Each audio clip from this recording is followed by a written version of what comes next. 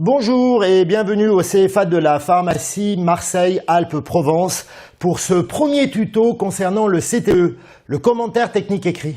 Nous allons aborder tout d'abord la recevabilité de l'ordonnance. Le jour de l'examen, vous aurez une ordonnance avec 4 spécialités accompagnées de 1 ou 2 dispositifs médicaux. Ce que nous vous demandons dans un premier temps, c'est de lire l'ordonnance dans son intégralité afin de prendre connaissance des différents éléments apportés par le prescripteur. Informations par exemple sur le patient, sur le médecin lui-même, sur l'ensemble des produits prescrits, forme galénique, posologie, durée de traitement, mode d'utilisation ou tout autre élément que le prescripteur aurait pu apporter pour vous donner des éléments d'analyse de la prescription. Ensuite, nous allons voir et vérifier les éléments de recevabilité par rapport au prescripteur.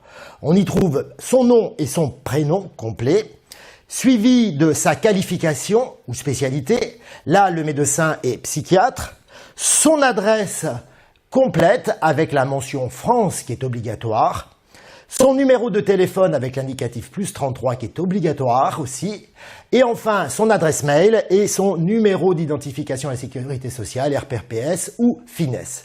Ensuite, le prescripteur doit ajouter la date de la prescription. Attention, elle ne sera pas en chiffres, mais s'exprime en général comme date de la veille de l'épreuve ou jour de l'épreuve. Et tout en bas, sa signature. Attention, si l'ordonnance est émise par un hôpital, on devrait y trouver le nom de l'établissement hospitalier accompagné du nom et prénom bien sûr du prescripteur. Voyons maintenant les critères de recevabilité pour le patient. On doit y trouver son sexe qui sera déterminé soit par la civilité, monsieur, madame, ou par le prénom qui donnera aussi une indication sur le sexe. Son nom et son prénom complet et sa date de naissance et en aucun cas son âge. Si l'ordonnance s'adresse à un enfant, il faudra que le poids soit mentionné également. Enfin, les critères de recevabilité pour les médicaments prescrits. Dès lors qu'un des médicaments est listé, il est nécessaire d'avoir la posologie avec soit la durée du traitement, soit le nombre de boîtes ou d'unités de prise à délivrer. Attention, il peut y avoir des médicaments à délivrance particulière, stupéfiants, anxiolytiques, hypnotiques, médicaments à prescription restreinte.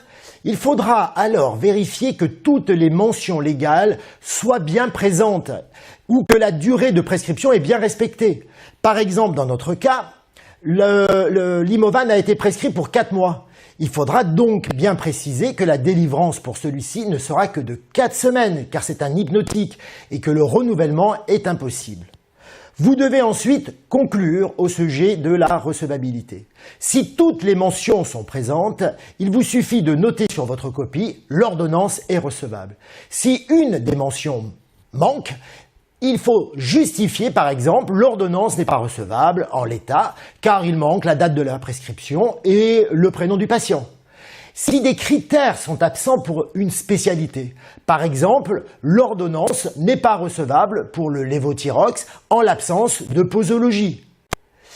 Très important, une fois que vous avez terminé la recevabilité, eh bien, vous devez continuer votre CTE normalement, sans vous occuper des critères de non-recevabilité. Voilà, j'espère que ce tuto vous aura été utile. N'hésitez pas à nous faire part de vos remarques sur notre site, soit Facebook ou sur le site cfapharmacie.fr. À très bientôt.